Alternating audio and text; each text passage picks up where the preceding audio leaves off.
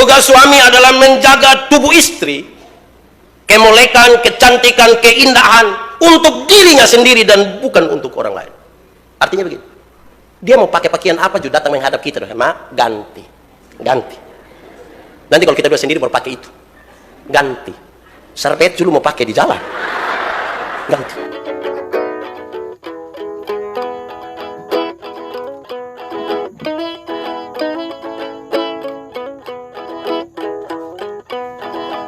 Siapa yang menjamin istrinya dengan penuh, maka Allah akan menggantinya dengan hidup yang selalu berkecukupan.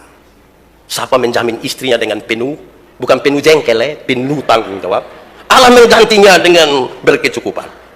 Terus dia tutup dengan, sesungguhnya rezeki suami tergantung dari kebahagiaan istri. Luar biasa ya. Berarti kalau istri bahagia, tandanya rezeki suami banyak. Luar biasa. Tapi itu saya bilang renungkan dulu, belum kesimpulan. Renungkanlah. Lalu kita membaca bagian pembacaan ini, Efesus pasal 5 ayat 22 sampai ayat yang ke-33. Paulus menulis surat ini ketika dia ada di dalam penjara. Tapi dia cukup prihatin terhadap kehidupan jemaat. Efesus sementara itu berada dalam sebuah keadaan di mana mereka menyembah dewa, dan dewa yang paling mereka sembah itulah Dewi Artemis, yang dianggap sebagai dewa kesuburan. Mereka menyembah dia. Dan tunduknya mereka kepada kaisar yang begitu luar biasa, bahkan hampir dianggap sebagai Tuhan. Walaupun di dalam penjara, Paulus merasa penting untuk menyampaikan ini kepada mereka, supaya mereka sadar sesuatu, bahwa dalam hubungan antara umat dengan Tuhan Allah, jemaat dengan Allah, harus seperti hubungan seorang suami dan istri, di mana suami telah memberikan dirinya untuk menebus istrinya. Ini dalam cerita tentang Yesus. Sehingga jemaat harus hidup seperti itu tanpa harus memakai dewa-dewi lain sebagai pengganti suaminya. Saya sedikit hati-hati menyampaikan ini oleh karena budaya Alkitab dalam tulisan ini lebih condong kepada budaya patriarki, laki-laki, sehingga hampir-hampir perempuan dianggap adalah manusia ciptaan kedua dan tingkatnya sedikit di bawah laki-laki. Tidak dengan maksud itu. Hampir semua budaya di dunia juga ada dalam budaya itu. Fam harus ikut fam suami. Jadi dulu ibu raja Kana menikah dengan saya, hapus yang raja, ikut menobe dulu, baru di belakang taruh begitu. Laki-laki. Tidak banyak suku-suku yang matrilinear di Indonesia, suku Minang, tapi tidak punya pengaruh besar terhadap siapa kepala, lebih kepada ikut marga istri dan suami dianggap sebagai pendatang. Karena itu dalam perspektif ini saya mengajak kita untuk merenungkan kenapa suami disebut sebagai kepala dan menjadi imam di dalam rumah. Mari kita lihat beberapa hal ideal baru kita masuk ke dalam beberapa contoh praktis untuk kita memahami apa yang harus dilakukan istri terhadap suami dan tanggung jawab suami kepada istri. Kita mulai dari suami. Saya coba periksa arti suami, dan kamus memberi penjelasan bahwa suami itu, dengar, suami itu adalah seorang pelaku bukan penonton. Dia adalah seorang pelaku pernikahan yang berjenis kelamin pria, bukan wanita, pria, yang berjanji, berikrar untuk memperistri seorang wanita. Jadi dia seorang pelaku perkawinan, pria, laki-laki, bukan laki-laki hidung belang, yang berjanji untuk menikahi seorang wanita, bukan seorang laki-laki, seorang pria. Pernikahan itu dilakukan dalam sebuah upacara sebelum statusnya resmi sebagai istri dan suami. Jadi dalam sebuah upacara. Jangan tiba-tiba bilang, lu tahu kok tidak, saya ini depus laki. Tidak bisa begitu.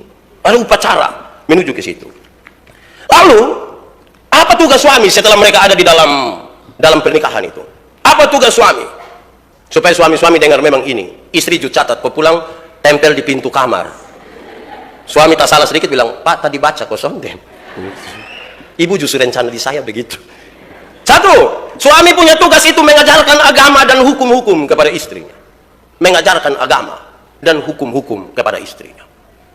Harus. Dia punya soal adalah kalau suami tidak tahu agama, dia tanya dia, itu hari saya agama apa ya? Nah, itu yang jadi masalah. Dia mau ajar agama apa? Akhirnya dia ajar semua agama. Jadi masalah. Suami bertanggung jawab mengajarkan agama dan aturan-aturan hukum, terutama hukum-hukum agama kepada istrinya. Kedua, suami bertugas untuk menemukan kelebihan istri. Saya ingin pakai bahasa-bahasa positif. Suami berkewajiban untuk menemukan kelebihan seorang istri. Coba lihat dia baik-baik, renungkan berapa lama kita membangun hubungan, dia pun kelebihan apa. Jangan pusatkan perhatian pada kelebihan berat badan. Harus sedikit taruhlah perhatian pada kelebihan lain. Sepu istri ini apa kelebihannya, begitu Mak, lu lebih cerewet dari beta. Bukan itu juga. Periksa kelebihan. Karena kelebihan-kelebihan itu yang akan membuat kita terikat satu dengan yang lain, karena akan sulit ditemukan di tempat lain, di orang lain, dan seterusnya. Pastikan dia punya kelebihan. Jangan hanya cari dia punya kekurangan bilang dia dasar orang udik, pedalaman, tidak tahu diri. Temukanlah dia punya kelebihan. Ketiga, suami bertugas untuk mengasihi istri. Mengasihi, bukan memukul, mencela atau menghina. Jadi suami pun tugas mengasihi. Sayang, kurang sambal kok, mau tambah sama. Bukan pukul. Kita tidak pernah menikah dengan istri yang namanya Chris John. Tidak pernah. Kita menikah dengan seorang istri, seorang perempuan yang butuh dikasihi, bukan butuh dipukul. Angkat tangan suami-suami yang biasa pukul istri. Tidak ada di sini Bagus. Tuhan memberkati saudara-saudara. Atau ibu-ibu yang biasa kena pukul, angkat tangan. Jangan berani angkat tangan pulang kena pukul. Itu bahaya Jadi mengasihi. Jangan KDRT. 80% kasus yang ditangani oleh Polda NTT itu adalah kekerasan dalam rumah tangga. Istri pukul suami, suami pukul istri, orang tua pukul anak, anak lawan orang tua. Jadi itu hari dia bilang, belum kenal maka tak sayang. Saya bilang apa? Jadi kenal pasti sayang? Belum tentu. Karena suami yang pukul istri itu dia kenal dia pun istri, bukan dia tidak kenal. Bukan mencela. Andi tadi saya bilang, jangan kawin orang rote. Ini bukan mencela. Gitu Saya bilang kawin sesama Timor, lu tidak mau. Jadi bukan mencela. Bukan menghina. Andia kamu dari keluarga miskin, untung lu kawin ame beta, lu hidup agak sedikit baik. Dia bukan menghina Seperti apapun kita pun posisi, jangan menghina. Karena dia istri. Lanjut. Suami punya tugas adalah menafkahi dengan tulus, memberi makan, memberi perhatian, berikan dengan tulus. Jangan sampai pulang bilang, ini yang lu pesan nih, ame lu puas. Sebentar beli lu muka asam lah Tidak begitu Tulus dikasih, bikin kejutan. Suruh mama keluar terus taruh babah di dalam kamar bersengaja bikin tidak tahu. Mama masuk lihat apa? Pakaian kotor semua.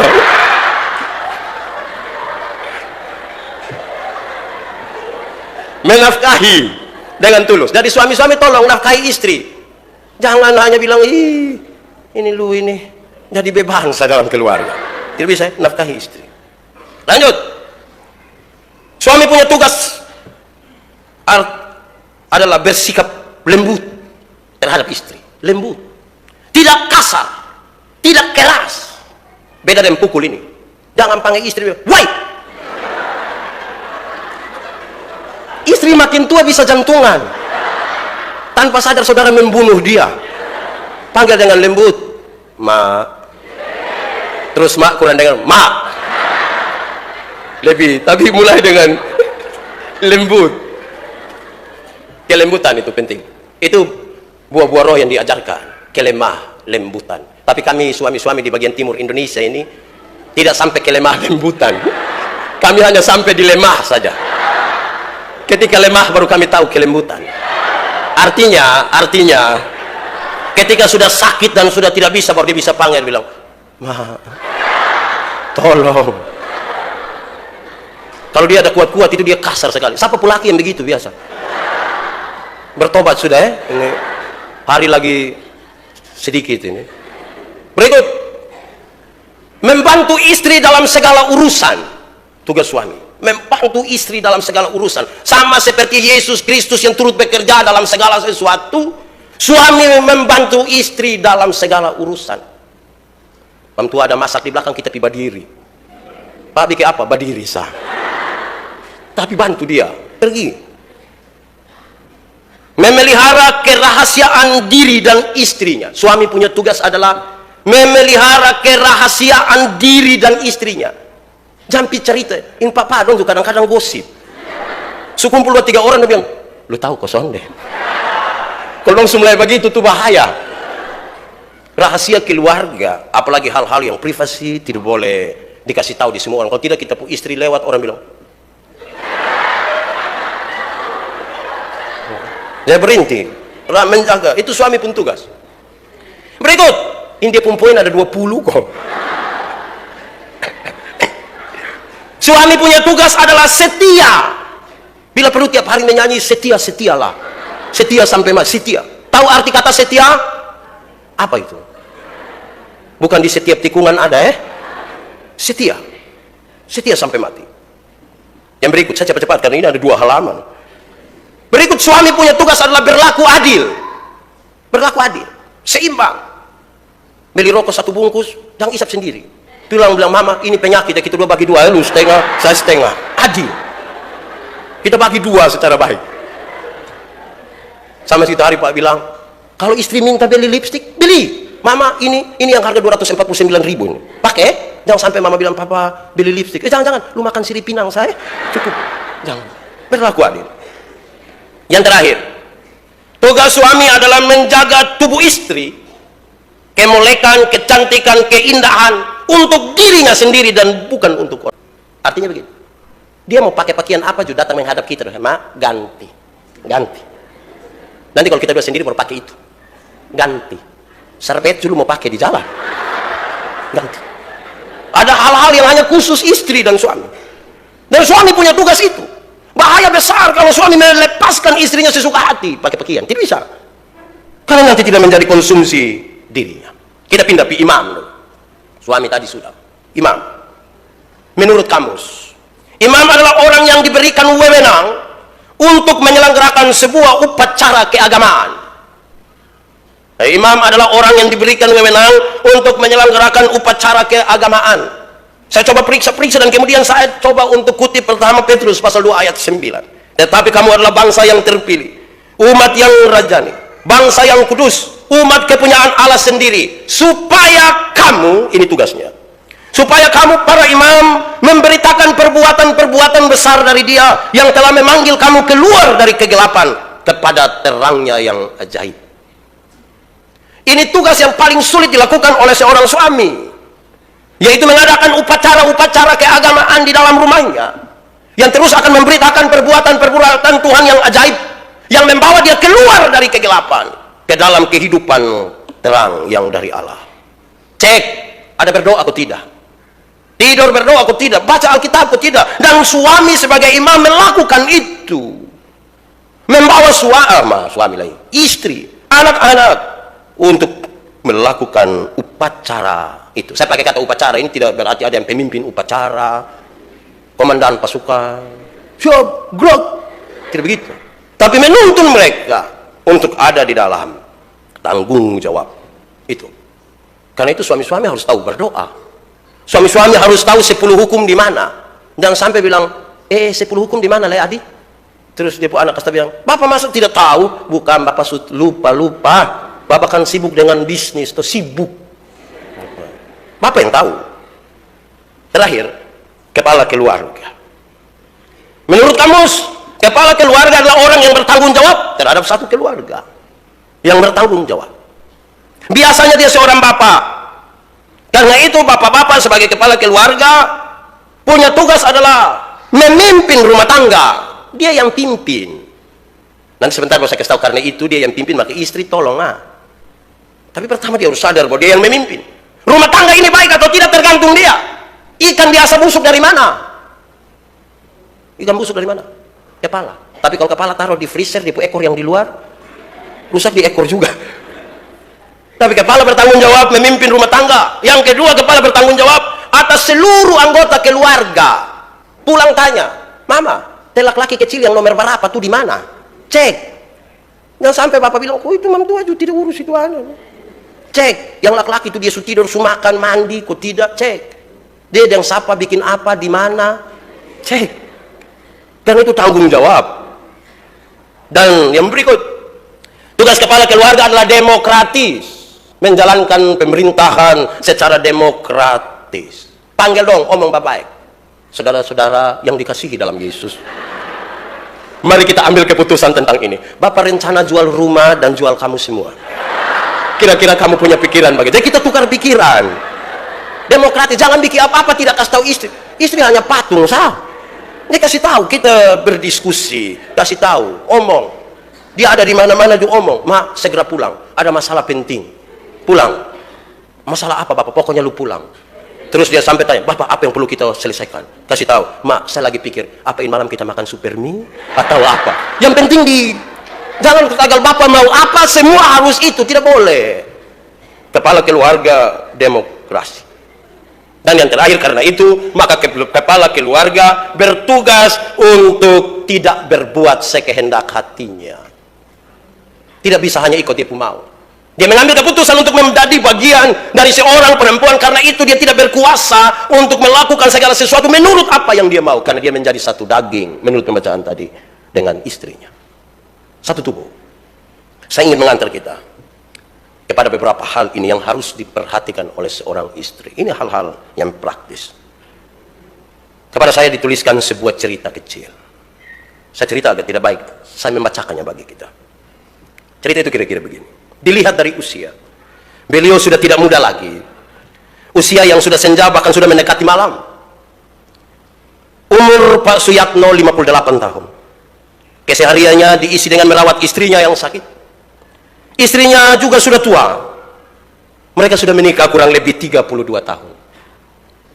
Mereka dikaruniakan 4 orang anak. Disinilah awal cobaan menerpa mereka.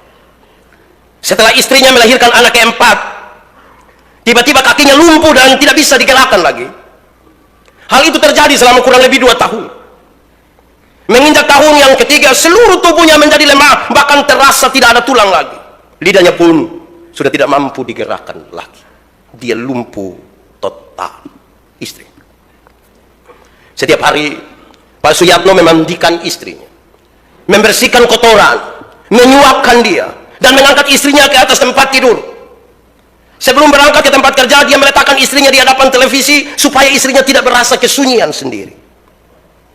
Walau istrinya tidak dapat berkata-kata, tetapi dia selalu melihat istrinya dengan tersenyum.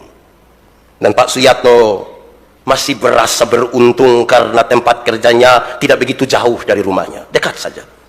Sehingga siang hari dia boleh pulang ke rumah untuk menyuapi istrinya. Petangnya dia pulang untuk memandikan istrinya, menggantikan pakaian. Dan selepas maghrib dia temani istrinya untuk nonton televisi, bercerita apa yang dialami seharian. Padahal istrinya tidak bisa bicara. Walaupun istrinya hanya mampu memandang, tidak mampu memberikan respon, tapi Pak Suyatno sudah cukup senang, bahkan dia selalu menggoda dan bergurau dengan istrinya setiap kali menjelang tidur. Padahal istrinya tidak memberi respon. Rutin. Ini selalu dilakukan, bahkan Pak Suyatno melakukan ini lebih dari 25 tahun. Dengan sabar dia merawat istrinya. Bahkan sambil membesarkan keempat buah hati mereka. Sekarang anak-anak mereka sudah dewasa, tinggal bungsu yang masih kuliah. Pada suatu hari, keempat anak Pak Suyatno berkumpul di rumah orang tua mereka sambil menjenguk ibunya. Karena setelah menikah mereka tinggal dengan keluarga masing-masing di tempat yang berbeda. Hari ini mereka berkumpul mau lihat ibu mereka. Dan Pak Suyatno tetap merawat ibu kepada anak-anaknya. Dan yang dia inginkan hanya satu: semua anak-anaknya sukses, berjaya. Dengan kalimat yang cukup hati-hati, anak yang sulung berkata, Pak, Bapak, kami ingin sekali merawat ibu. Semenjak kami kecil, kami melihat Bapak merawat ibu, dan tidak ada sedikit pun keluhan keluar dari bibir Bapak. Bahkan Bapak tidak izinkan kami untuk menjaga ibu. Dengan air mata berlinang, anak itu melanjutkan kata-katanya. Dia menangis, dia berkata, sudah yang kali keempat kami mengizinkan Bapak menikah lagi. Kami rasa ibu pun akan mengizinkannya. Bila Bapak akan menikmati masa tua dengan berkorban seperti ini, kami sudah tidak sampai hati melihat Bapak kami seperti itu. Pak, kami berjanji akan merawat ibu dengan sebaik-baiknya secara bergantian kami semua, ujar anaknya yang sulung merayu bapaknya. Pak Suyatno memberi jawab hal yang sama sekali tidak pernah diduga oleh anak-anaknya. Dia bilang begini, anak-anakku, jikalau hidup di dunia ini hanya untuk nafsu, mungkin Bapak akan berkawin lagi. Tetapi ketahuilah, dengan adanya ibu kalian di samping saya, itu sudah lebih dari cukup. Itu sudah lebih dari cukup. Dia telah melahirkan kalian. Sejenak kerongkongannya tersekat, tertahan di sini. Kalian yang selalu kurindukan hadir di dunia ini dengan penuh cinta yang tak dapat dinilai dengan apapun. Coba kalian tanya kepada ibumu, apakah dia menginginkan keadaannya seperti ini? Coba kalian tanya, apakah dia mau dia lumpuh seperti ini? Kalian menginginkan Bapak bahagia? Apakah batin Bapak dapat bahagia meninggalkan ibumu dalam keadaan yang seperti sekarang ini? Kalian menginginkan Bapak yang masih diberi Allah kesehatan yang baik dirawat oleh orang lain? Bagaimana nanti dengan ibumu yang sakit?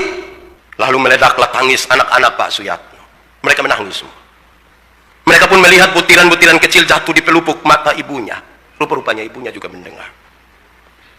Dengan pilu dan sedih ditatapnya mata suami yang sangat dicintainya itu. Sampailah akhirnya Pak Suyatno diundang oleh salah satu stasiun televisi swasta untuk menjadi panel jemputan acara bimbingan rohani. Dan juru acara pun mengajukan pertanyaan kepada Pak Suyatno. Kenapa Bapak mau bertahan lebih dari 25 tahun untuk merawat istri yang sudah tidak mampu berbuat apa-apa lagi? Ketika itu Pak Suyatno pun menangis. Tamu yang hadir di studio yang kebanyakan kaum ibu pun tidak mampu menahan haru. Mereka menangis. Disitulah Pak Suyatno bercerita, jika manusia di dunia ini mengagungkan sebuah cinta, tapi dia tidak mencintai karena Allah, maka semuanya akan luntur. Ulangi. Jika manusia di dunia ini mengagungkan sebuah cinta, tetapi dia sendiri tidak mencintai karena Allah, maka semuanya akan luntur. Semuanya akan luntur. Saya memilih istri saya menjadi pendamping hidup saya. Sewaktu dia sehat, dia pun dengan sabar merawat saya, mencintai saya dengan penuh hati dan batinnya, bukan dengan mata kepala semata-mata. Dan dia beri saya 4 orang anak yang lucu dan baik-baik. Sekarang mereka berhasil. Sekarang dia sakit berkorban untuk saya karena Allah. Dan itu merupakan ujian bagi saya. Sehat pun belum tentu saya mencari penggantinya. Apalagi kalau dia sakit. Setiap malam saya bersujud, saya menangis, dan saya mengadu kepada Allah supaya meringankan penderitaan istri saya. Dan saya yakin hanya kepada Allah tempat saya mengadukan rahasia dan segala kesukaran saya, karena hanya Dia yang mendengar saya. Dalam kesedihan dia itulah dia tidak pernah bilang kepada istrinya yang sakit. Dia bilang kepada Tuhan. Ketika suami-suami ideal seperti itu, inilah yang diharapkan oleh kitab suci, yang meminta untuk suami-suami seperti Kristus, kepala jemaat. Dan karena itu, apa yang harus dilakukan sekarang? Nah, kita terlalu sedih lah. Kadang-kadang ada faktor, ya senyum sedikit dulu. Hidup ini jangan susah-susah.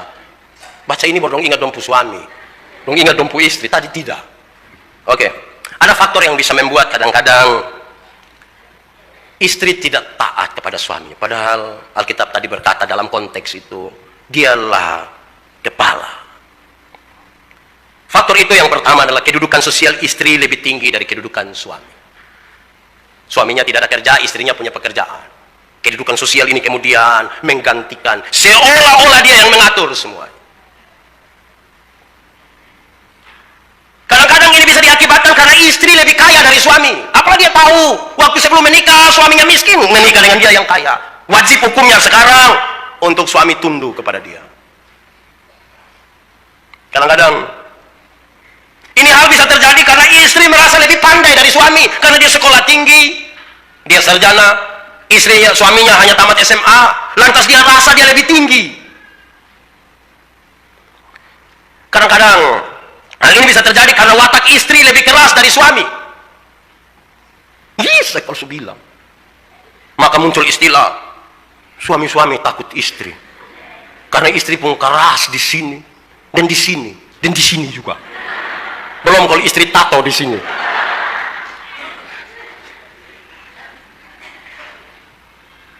Apalagi kalau istri berasal dari lingkungan budaya yang menempatkan perempuan lebih tinggi dari suami.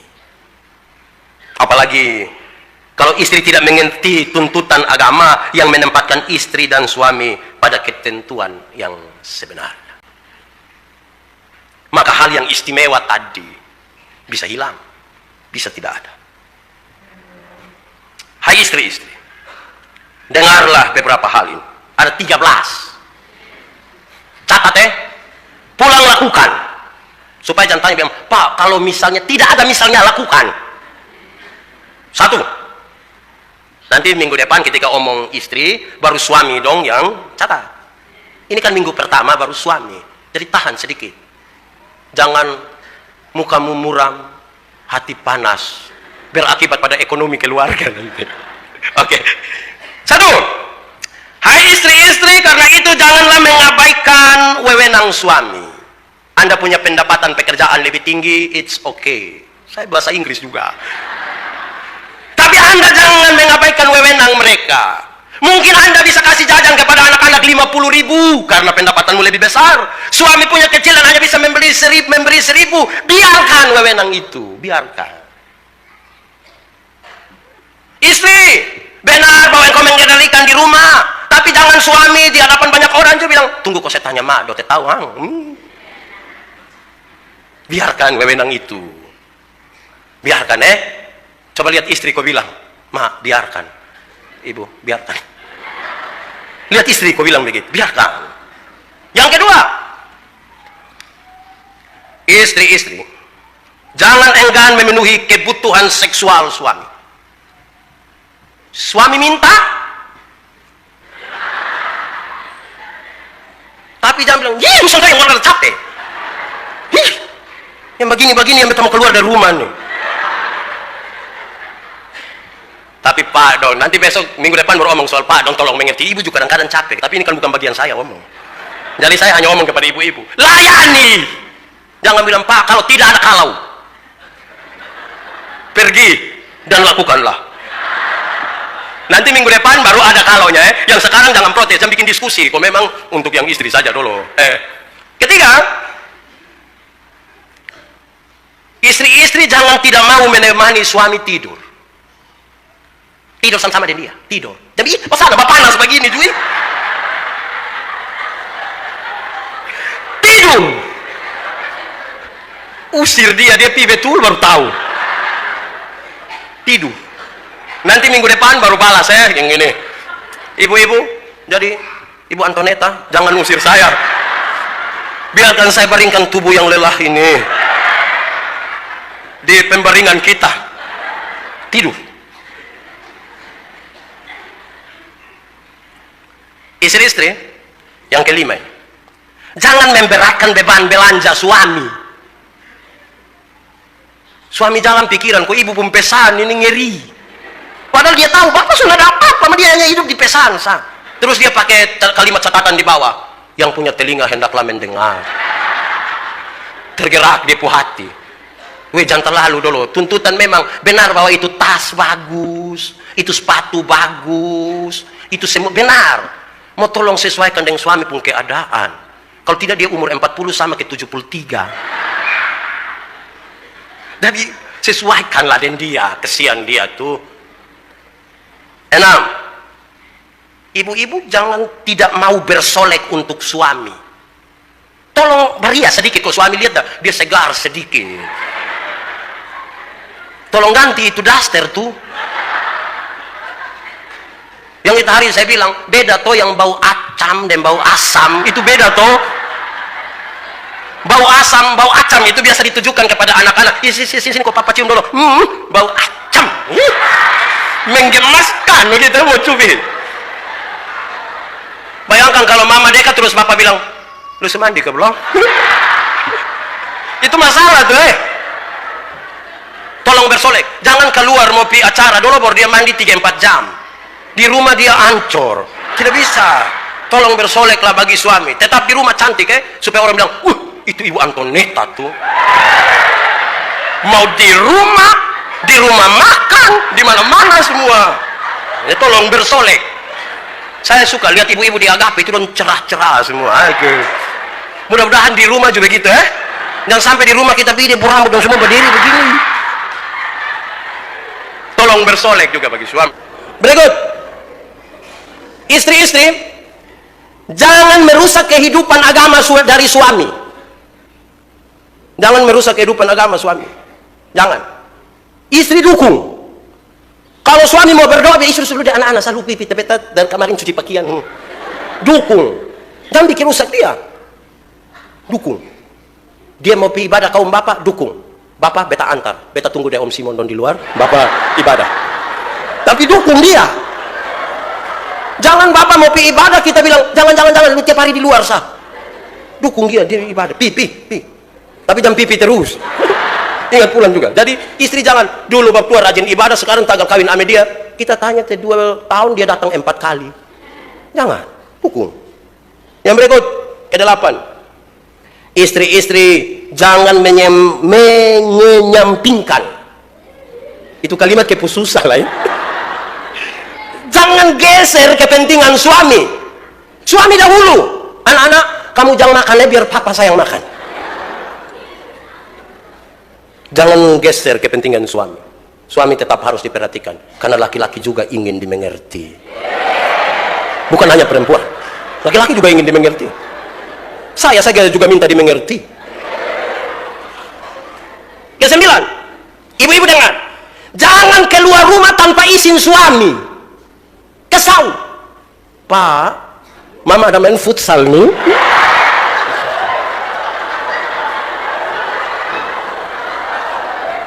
Izin, kasih tahu. Ada kok ibu-ibu yang keluar-keluar tidak kasih tahu baru pulang bapak bongkar mama di mana nih. Izin. Karena kita terikat dalam pernikahan. Jangan jalan-jalan sah. Lu dulu. Izin. Suka berapa itu? Ke-10 ini memang agak tidak biasa, tapi biar saya omong Jangan melarikan diri dari rumah suami. Jangan melarikan diri dari rumah suami. Tak kaget bapak bikin berita kehilangan. Telah hilang seorang ibu dengan ciri-ciri sebagai berikut. Jangan lari. Itu rumah kita, rumah masa depan. Kita dan anak-anak kita, juga cucu-cucu kita. Jangan lari dari rumah itu, jangan. Ke-11, dengar, ke-11. Istri-istri jangan menerima tamu laki-laki yang tidak suami suka. Tahu suami suka dia, aduh mari cium tangan dong. Tidak bisa. Kalau suami tidak bilang mak, yang lain boleh, itu jangan. Lu tahu jangan. Mau jelaskan itu kata jangan. Jangan, titik. Pak, satu kali, please. Tidak, jangan. Nanti besok baru ibu-ibu juga bilang, jangan terima perempuan yang tidak kami suka. Yang mana tuh, mak? Semua.